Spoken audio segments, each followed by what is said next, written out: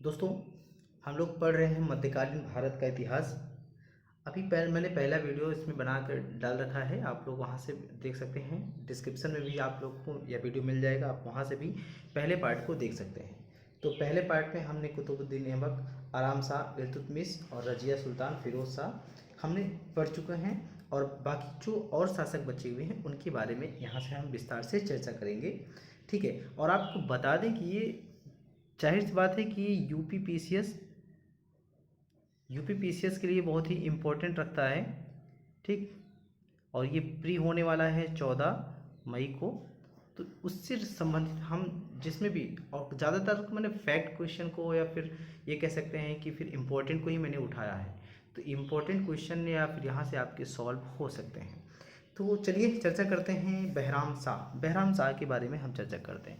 देखिए, बहराम शाह से पहले जो शासक थे वो रजिया सुल्तान थे। ठीक है। लेकिन रजिया सुल्तान जब शासक बन गई थी तो फिर जो उनके तुर्क सुल्तान थे, जो तुर्क लोग थे, तुर्क गुलाम जिसको कहते हैं, तुर्क गुलाम खुश नहीं थे। वो बोले यार कि रजिया सुल्तान एक फीमेल है, महिला है, तो महिला होने की वजह से फिर ये शासन कैसे चला सकती है। तो जो तुर्क गुलाम सरदार थे वो कहते थे यार कि हम इनसे सहमत नहीं हैं, इनको हटा के बैराम शाह को बैठाया जाए। देखिए, रजिया की जब मृत्यु हुई थी, उनकी मृत्यु कब हुई? 1240 में, यानी कि हत्या कर दिया गया था। नायब के रूप में बलबन की शक्ति के उत्थान के बीच ही अमीर व सुल्तान के बीच, किसके? अमीर व सुल्तान के बीच संघर्ष चल रहा था। उस समय संघर्ष का काल था। हालांकि अमीर जो थे इस बात से सहमत थे कि दिल्ली के सिंहासन पर कौन, दिल्ली के सिंहासन पर, कहाँ पे? दिल्ली के सिंहासन पर कौन बैठेगा भाई, इसको तय करना है। दिल्ली के सिंहासन पर कौन बैठेगा? दिल्ली के सिंहासन पर इल्तुतमिश का किसी वंशज को ही बैठाया जाए, किंतु वे समस्त शक्ति, यानी कि सारी शक्ति व अधिकार अपने हाथ में रखना चाहते थे। कौन रखना चाहता था? अमीर रखना चाहते थे। कौन? अमीर रखना चाहते थे। अमीर चाहते थे कि रजिया सुल्तान की बात क्या यार, किसी वंशज को बैठाया जाए, तो तुम इसके वंशज को बैठाया जाए, लेकिन सारी शक्ति, जो शक्तियां हैं, जो अधिकार है, वो अपने हाथों में रख लें। इल्तुतमिश की मृत्यु के बाद शक्ति के लिए जो संघर्ष सुल्तान और तुर्की गुलाम सरदारों के गुट में हुआ, यानी कि जो सुल्तान है और तुर्की गुलाम सरदार के गुट हुए उसमें जो है किसकी जीत हुई? तुर्की गुलाम सरदारों की जीत हो गई। और उसके बाद रजिया को ताबर हिंद के दुर्ग में बंद कर दिया गया। जब रजिया को कहाँ बंद कर दिया गया? ताबर हिंद में। यहाँ पे आप समझ सकते हैं, ताबर हिंद में बंद कर दिया गया। ठीक है। किसको बंद कर दिया गया? रजिया सुल्तान को बंद कर दिया गया। तो रजिया को वहाँ से हटा दिया गया पद से। फिर वहाँ पे जब रजिया को हटा दिया, गुलाम सरदार के भाई इस प्रकार से विजय हो गई। तो रजिया की स्वतंत्र रूप से शासन करने की ही नीति जो है उसकी एक वजह बन गई, जो उसके गद्दी से हटा दिया गया, उसके पद से हटा दिया गया। क्यों? क्योंकि अमीर अधिकारी यह अनुभव करने लगे कि शासन की वास्तविक शक्ति उन्हीं में से किसी एक के हाथ में रहनी चाहिए। अर्थात जो अमीर लोग थे वो नहीं चाहते थे कि ये जो शक्तियां हैं वो राजा या सुल्तान के हाथ में हो, वो चाहते थे कि वो हमारे हाथ में हो, यानी कि अमीर के हाथ में हो। तो शासन की वास्तविक शक्ति किसके हाथ में हो? अमीर के हाथ में हो। अपनी सत्ता, शासन सत्ता को सुरक्षित रखने के लिए तुर्क अधिकारियों ने क्या किया? नायब ए मुमलकत, क्या? नायब ए मुमलकत, ये नायब ए मुमलकत एक नया पद का सृजन किया, अर्थात एक नया पद बनाया। और यह पद जो होता है एक प्रकार का संरक्षक के समान था। यह एक संरक्षक के समान था। और सर्वप्रथम, यानी कि पहली बार इस पद पर एतगीन को नियुक्त किया गया था। किसको? एतगीन को नियुक्त किया गया। और एतगीन को नियुक्त करने के पीछे भी क्या लॉजिक रही है? एतगीन को तभी नियुक्त किया गया क्योंकि वो चाहते थे कि जो बहराम शाह हैं, अगर गद्दी पर बैठेंगे बहराम शाह, तो भाई साहब एतगीन को आप नायब मुमलकत का पद दीजिए। उसके बाद बहराम शाह को गद्दी मिल गई, वो बैठ गया और शासन का संपूर्ण अधिकार किसके हाथ में चला गया? एतगीन के हाथ में चला गया, यानी कि नायबे मुमलकत के हाथ में चला गया। वजीर का पद मुहाजिबुद्दीन के पास था। अभी जो वजीर का पद होता था वो मुहाजिबुद्दीन के पास था। इस तरह अगर देखा जाए तो वास्तविक शक्ति सुल्तान, नायब और वजीर के पास था। अब समस्या ये आ गई कि भाई, तो अब जो एतगीन भाई साहब थे यदगीन अपनी शक्ति को और मजबूत करने के लिए इसकी बहन से शादी कर ली। किसके? बैराम शाह की बहन से शादी कर लेता है। तो बैराम शाह की बहन से जब शादी ये कर लेता है उसके बाद समस्या और विकट हो जाती है। तो जब विकट हो जाती है तो ये असंतुष्ट हो जाता है। इससे क्या होता है, ये खुश नहीं रहता है। बैराम शाह इससे क्या रहता है, खुश नहीं रहता। फिर बाद में इसकी ये हत्या करवा देता है। जब ये हत्या करवा देता है तो उसके बाद जब ये हत्या हो जाती है तो फिर इसकी कहानी हो जाती है ख़त्म। अब देखिए इसके काल में 1241 ईस्वी में फिर मंगोल आक्रमण आया हुआ था। मंगोल आक्रमण हुआ था।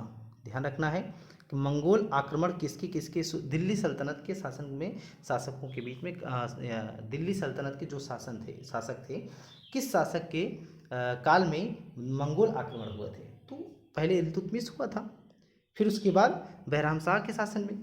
तो बैराम शाह के शासनकाल में जो मंगोल आक्रमण हुआ था वो 1241 ईस्वी में हुआ था। लेकिन जो मंगोल आक्रमण उसका नेतृत्व करता कौन था? उसका नेतृत्व करता था तायर। कौन था? तायर। तायर नेतृत्व करता था। यानी कि मंगोल आक्रमण का नेतृत्व किसने किया था? तायर ने किया था। यहाँ तक बात समझ में आ गई। और 1242 ईस्वी में इसकी हत्या कर दी गई और ये मर जाता है। अब जो उसके बाद आते हैं नासिरुद्दीन महमूद। कौन आता है? नासिरुद्दीन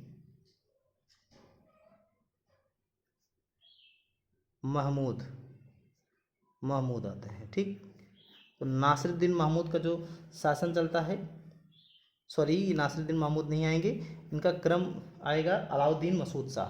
किसका आएगा? अलाउद्दीन मसूद शाह। अलाउद्दीन मसूद शाह। इनका जो शासन क्रम है वो 1242 से 1246 ईस्वी तक चलता है। या इल्तुतमिश का जो है पौत्र था। इल्तुतमिश का क्या था?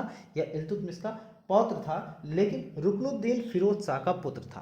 किसका पुत्र था? ये रुकनुद्दीन फिरोज शाह का पुत्र था। यह रुकनुद्दीन फिरोज शाह का पुत्र था और इल्तुतमिश का पौत्र था। ये 4 साल तक शासन किया। कितना? 4 साल तक शासन किया है। लेकिन उसे भी इसी शर्त पर सुल्तान बनाया गया, इसी शर्त पर राजा बनाया गया कि वह स्वयं राजा की शक्ति का प्रयोग नहीं करेगा, बल्कि इसका उपयोग नायब के द्वारा किया जाएगा। किसके? नायब के द्वारा, यानी कि नायब के द्वारा किया जाएगा। फिर से यहाँ देखिए कि बैराम शाह में जब यदगीन को मार दिया तो नायब मुगलका थे वो डाउन हो गया। लेकिन वापस जब इसको बनाया गया, अलाउद्दीन मसूद शाह को जब बनाया गया, तो फिर ये कहा गया कि भैया देखिए आपको हम राजा तो बना देंगे, आपको हम सुल्तान तो बना देंगे, लेकिन समस्या ये है कि आपको सारे अधिकार सारी शक्ति नहीं रखनी पड़ेगी। क्यों नहीं रखनी पड़ी? क्योंकि नायब को देना पड़ेगा। जब नायब को देना पड़ेगा तो एक बार वापस जो है नायब मालिक बन बैठा भाई। तो इस पद पर कौन बैठाया गया? इसके शासन में मलिक कुतुबुद्दीन हसन को बैठाया गया।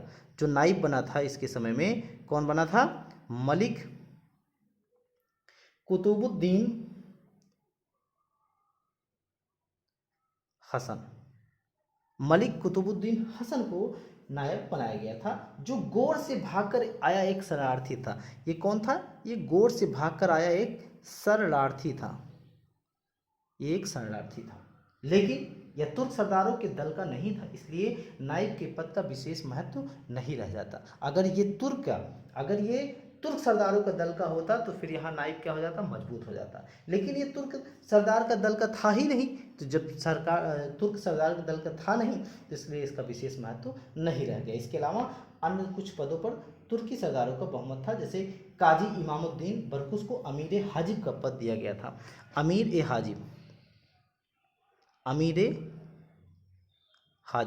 हाजिब जो पद था ये किसको दिया गया था? दिया गया काजी इमामुद्दीन बराकुस को। ठीक है, और फिर उसके बाद वास्तविक सत्ता जो है वजीर मुजाबुद्दीन के हाथ में थी, जो एक गैर तुर्क था। यहाँ पर जैसे यहाँ पर भी वजीर था, वहीं इसके शासनकाल में भी वजीर था।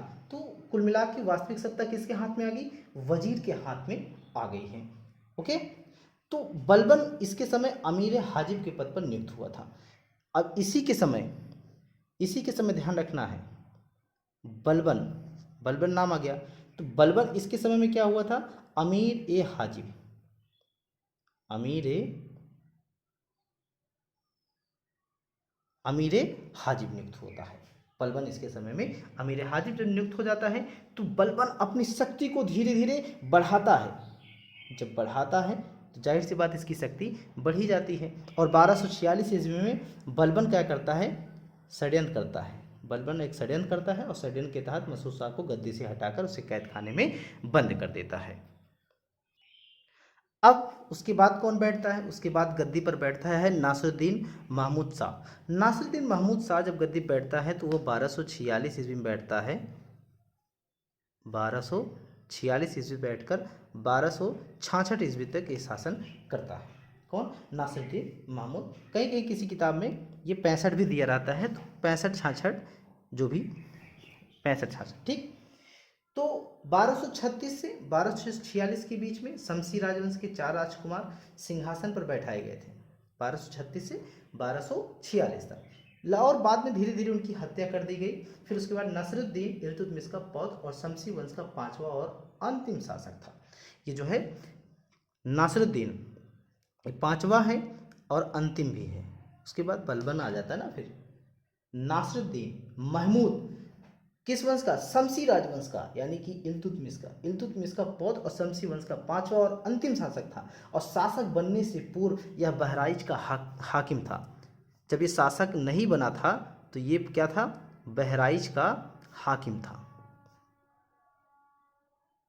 कब भाई, शासक बनने से पहले, शासक बनने से पहले, ठीक है। और ये बहुत उदारवादी आदमी था भाई, बहुत ही उदारवादी। कैसा था, बहुत ही उदारवादी आदमी था। और साथ ही इसने बलबन की शक्ति को पहचाना और फिर अपना उसको वजीर नियुक्त कर दिया। किसको, बलबन को इसने अपना वजीर नियुक्त किया, ठीक। तो 27 मई 1246 को हरे राजमहल में, कहाँ पे, इसका हरे राजमहल में, कब भाई, 27 मई 1246 ईस्वी को, कहाँ पर, हरे राजमहल में इसका सिंहासन रूढ़ हुआ। और उसके बाद इसने कैसरे फिरोज नामक शाही महल में दरबार किया।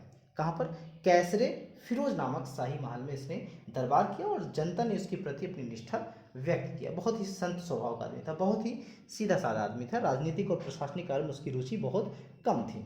इसका अधिकांश समय धार्मिक कार्य और नमाज पढ़ने में व्यतीत होता था। वह कुरान की नकल भी करता था और उसी को बेचकर अपने परिवार का भरण पोषण भी करता था। और उसे हस्तलिपि का बहुत शौक था, यानी कि वो हाथ से लिखने का उसे बहुत ज़्यादा शौक था। वह अपने समय का बहुत ही अच्छा सुलेखक था, यानी कि बहुत अच्छा लेखक था। इतिहासकार एक नाम है, और मिन्हाजुद्दीन सिराज है। क्या नाम है, मिन्हाजुद्दीन सिराज। मिन्हाजुद्दीन सिराज, आपको पता होगा मिन्हाजुद्दीन सिराज की एक पुस्तक है। वो क्या पुस्तक है, तबकात नासरी। क्या पुस्तक है, तबकात ए नासरी। तो नासरी से पकड़ लीजिए कि नासिरुद्दीन महमूद शाह के बारे में इसने बात किया है। तो मिन्हाजुद्दीन सिराज के अनुसार नासिरुद्दीन दिल्ली का आदर्श सुल्तान था। तो यहाँ पर एक क्वेश्चन देखिए कैसे बन रहा है कि मिन्हाजुद्दीन सिराज के अनुसार दिल्ली का आदर्श सुल्तान कौन था, नासिरुद्दीन महमूद था। और इन्हीं को यह समर्पित है, तबकात नासरी इसी को क्या है, समर्पित है। नासिरुद्दीन महमूद के काल में मिन्हाजुद्दीन सिराज मुख्य काजी के रूप में नियुक्त हुआ था। किसमें, मुख्य काजी के रूप में नियुक्त हुआ था। ये किसके, इसके शासनकाल में मुख्य काजी के रूप में काजी के पद पर नियुक्त हुआ था। और ये नाम मात्र का शासक था। क्यों, क्योंकि भाई बलबन जाहिर सी बात है अपनी शक्ति और अपना अधिकार बढ़ा लिया था। उसके बाद सत्ता प्राप्त करने के बाद उसने यह अनुभव किया कि इससे पूर्व जिन सुल्तानों की हत्या हुई, यानी कि इसके पहले जितने जितने सुल्तान की हत्या हुई, उन्होंने तुर्की सरदारों को शक्ति का विरोध किया। जाहिर सी बात है उसके समय में तुर्क सरदार शक्तिशाली थे, जिसका नेता बलबन था। अतः उसने अपने शासन की बागडोर बलबन के हाथों में सौंप दी, जिससे तुर्की अमीरों की वैमनस्यता का सामना उन्हें नहीं करना पड़ा। उसके बाद क्या होता है, उसके बाद जो राज्य है, उस शक्ति के लिए संघर्ष सुल्तान और तुर्की सरदारों के बीच चल रहा था, वह क्या हो गया, समाप्त हो गया। जब बलबन को दे दिया तो भाई सुल्तान और तुर्की सरदार के बीच में जो युद्ध चल रहा था, जो समस्या उत्पन्न हो रही थी, वो समाप्त हो गया। तो नासिरुद्दीन की स्थिति का वर्णन करते हुए इतिहासकार है इसामी ने क्या लिखा, उन्होंने कहा वह बिना उनकी किसकी, तुर्की अधिकारियों की पूर्व आज्ञा के अपनी कोई राय व्यक्त नहीं करता था। बिना उनकी आज्ञा के हाथ पैर नहीं हिलाता था, वह बिना उनकी जानकारी के न पानी पीता था न सोता था। कौन बोला भाई? ये इसामी बोले हैं। किसके बारे में बोले हैं? नासिरुद्दीन महमूद के बारे में बोले हैं। क्यों बोले हैं, क्या वजह है? वजह इसलिए है क्योंकि इसने क्या काम किया कि जो सुल्तान और तुर्की सरकारों के बीच में वैमनस्यता था, यानी कि जो विरोध उत्पन्न हुआ था, वो खत्म कर दिया। खत्म करने का रीजन ये है कि इसने सभी जो शक्ति था वो बलबन को दे देता है। बलबन एक तुर्क सरदार था, तो तुर्क सरदार जब दे दिया तो जाहिर सी बात है कि सुल्तान और उसके बारे में, सुल्तान और तुर्क सुल्तान के बीच में वैमनस्यता खत्म हो गई। तो इसी के उपलक्ष्य में इस्लामी कहता है कि भाई वह बिना उनकी किनकी, तुर्की अधिकारियों की पूर्व यानी कि आज्ञा लिए बिना कोई राय व्यक्त नहीं करता था, उनकी आज्ञा के बिना हाथ पैर भी नहीं हिलाता था, और उनकी बिना या उनकी आज्ञा के बिना पानी तक नहीं पीता था, न सोता था। के निजामी भी लिखते हैं, कहते हैं कि वह आत्मसमर्पण पूर्ण था। नासिरुद्दीन के शासनकाल में कुछ समय को छोड़कर शासन सत्ता पूर्ण रूप से उनके नायब बलबन के हाथों में था। बात क्लियर हो गई?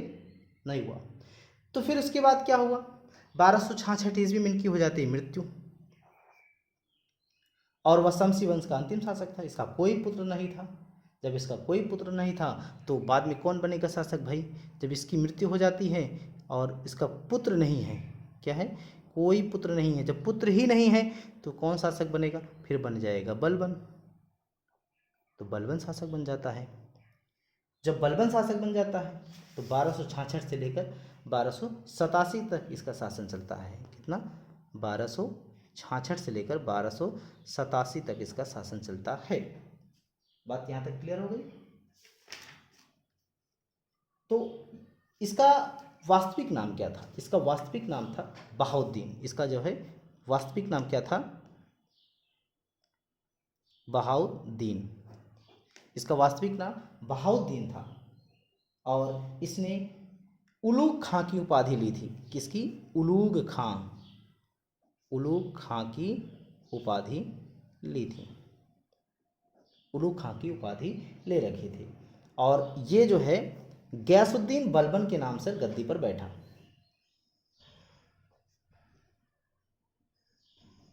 गयासुद्दीन बलबन के नाम पर ये गद्दी पर बैठता है। फिरदौसी के शाहनामा में इसको अफरासियाब के वंश का बताया गया। किसका? अफरासियाब का। अफरासियाब वंश का बताया गया। किसने बताया? फिरदौसी के शाहनामा। फिरदौसी लेखक है, उनके शाहनामा पुस्तक। तो फिरदौसी के शाहनामा में इनको जो है अफरासियाब वंशज का बताया गया। देखो, उलूग खां की उपाधि भी धारण किया था। जिल्ली इल्लाह, इसने क्या किया? जिल्ली इल्लाह का भी पद धारण किया था। किसका? जिल्ली इल्लाह। जिल्ली इल्लाह, अल्लाह मत नहीं, जिल्ली इल्लाह के, इसका मतलब है ईश्वर का प्रतिबिंब, स्वयं धारण किया था। ठीक है, तो यह इलबारी तुर्क का था। किसका तुर्क का? इलबारी तुर्क। इलबारी तुर्क का था। ठीक, तो इसकी जो जाति थी वो इलबारी तुर्क था, और इसके बाद इसने नियामत या खुदाई की भी पद धारण किया था। ओके, तो बलबन का वास्तविक नाम बहाउद्दीन जानते ही हैं, और यह इलबारी तुर्क था, ये भी पता है। तो गद्दी पे बैठने के बाद उसने एक नवीन राजवंश का नाम रखा बलबनी वंश, अर्थात इलबरी वंश का नींव डाला। इसके पिता या पितामह इलबारी तुर्क के थे, जो बड़े कबीले के मुखिया थे, और वहाँ से उसके बाद मंगोलों द्वारा इसको बंदी बना लिया गया था। उसे बाद में बगदाद ले गया है, वहाँ गुलाम के रूप में ख्वाजा जमालुद्दीन बसरी के नामक व्यक्ति के हाथों में भेज दिया गया। जमालुद्दीन बसरी ने उसे अन्य तुर्क दासों के साथ दिल्ली लेके आया, जहाँ इल्तुतमिश ने 1233 ईस्वी में, देखिए यहाँ पर 1233 ईस्वी में इल्तुतमिश ने क्या किया? ग्वालियर विजय के बाद इसे खरीद लेता है। कौन खरीदता भाई इसे? 1233 में इल्तुतमिश इसे खरीदता है। कब भाई खरीदता है? ग्वालियर विजय के बाद।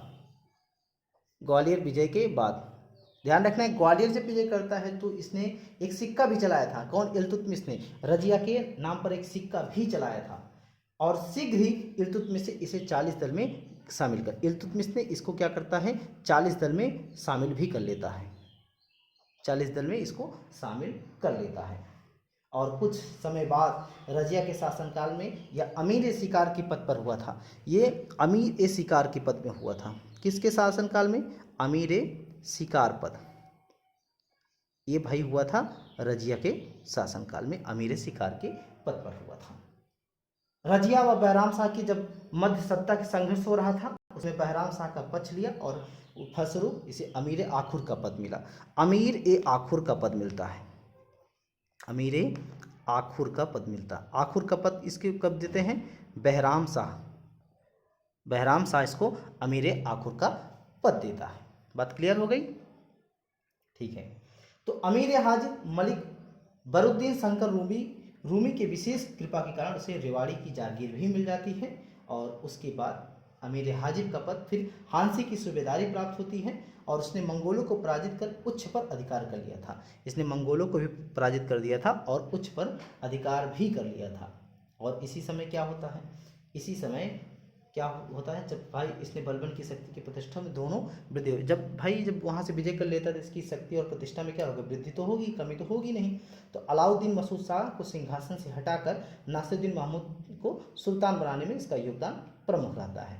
और फिर नासिरुद्दीन महमूद का काल बलबन के उत्कर्ष का काल था और उसके समय में संपूर्ण शक्ति किसके हाथों में चली जाती है? बलबन के हाथों में चली जाती है। और अगस्त 1249 ईस्वी में, यानी कि 1249 ईस्वी में बलबन क्या करता है? बलबन एक गेम खेलता है। गेम क्या खेलता है? बलबन ने अपनी पुत्री का विवाह नासिरुद्दीन से कर देता है और इसी अवसर पर उसे उलूग खां की उपाधि व नाइबा मामलकात का पद मिलता है। बात समझ में आ गई? ठीक है। तो बलबन ने गद्दी पर बैठते ही तुर्कान चहलगानी को नष्ट कर देता है। अब जो बलबन है, यहाँ पर आपको बता दें,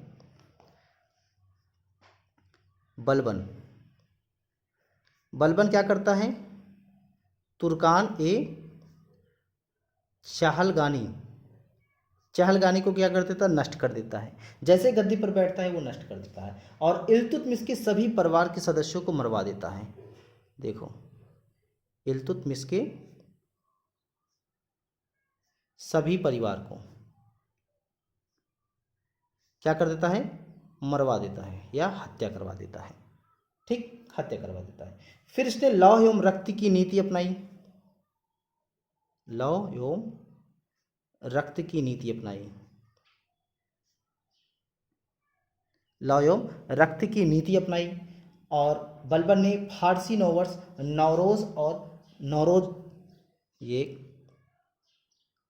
नौरोज भारत में प्रारंभ करवा दिया। ये फारसी वर्ष था। उसने ईरानी प्रथा में क्या किया? ईरानी प्रथा में सिजदा और पाबोस को लागू किया। सिजदा का मतलब ये होता है कि जब कोई राजा आपके सामने बैठा हो तो आप क्या करो कि घुटने के बल पर बैठ जाओ। किस पे? घुटने के बल पर। घुटने के बल पर बैठकर आप भाई सुल्तान के सामने नतमस्तक हो जाओ। और पाबोस का मतलब है कि लेटकर, सुल्तान के सामने लेटकर आप नमस्कार करो। बलबन ने मंगोल आक्रमण से बचाए हुए एक नया विभाग का गठन किया। उसका नाम है दीवाने अर्ज या फिर दीवाने आरिज। दीवाने अर्ज, कहीं कहीं आरिज लिखा रहता है। इसने राजत्व को दैवी सिद्धांत का पालन करवाया, अर्थात इसने प्रजा के सामने खुद को एक देवता के रूप में प्रस्तुत किया। किसके सामने? प्रजा के सामने क्या किया? बोला कि भाई हम एक देवता हैं। क्या हैं? हम एक देवता हैं, यानी कि भगवान हैं। खुद को एक देवता के रूप में सामने लाया और अपनी छवि को गढ़ने के लिए दरबार में क्या करता है कि दरबार में मोटी या भारी भरकम पोशाक और मुकुट पहनकर आता है। क्या करता है? मुकुट और भारी भरकम पोशाक पहनकर आता है। उत्तर पश्चिम मंगोल आक्रमण से बचने के लिए बलबन ने वहां का दुर्ग निर्माण करवाया और अपने सबसे बड़े पुत्र शहजादा मोहम्मद को वहां की जिम्मेदारी देती है। लेकिन मंगोल के एक आक्रमण का सामना करते हुए शहजादा मोहम्मद मारा जाता है। अमीर खुसरो और हसन देहलवी बलबन के दरबार में ही रहते थे। बलबन के दरबार में कौन रहता था? अमीर खुसरो और अमीर हसन देहलवी। अमीर हसन देहलवी ये जो है बलबन के दरबार में रहते थे। अमीर खुसरो ने अपनी साहित्यिक जीवन शहजादा मोहम्मद के समय ही शुरू किया था और अमीर खुसरो को तूतिए हिंद भी कहा जाता है। ठीक है, यहाँ तक हम लोग अब समझ चुके हैं। अब आगे जो भी शासक बचे हैं उनका नाम है कैकुबाद। तो हम लोग देखते हैं कैकुबाद।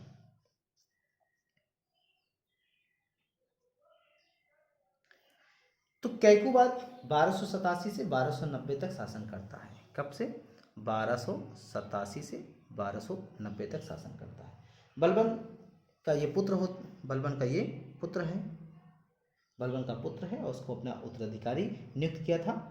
अर्थात इसके नहीं, इसके बलबन का ये पौत्र होता है।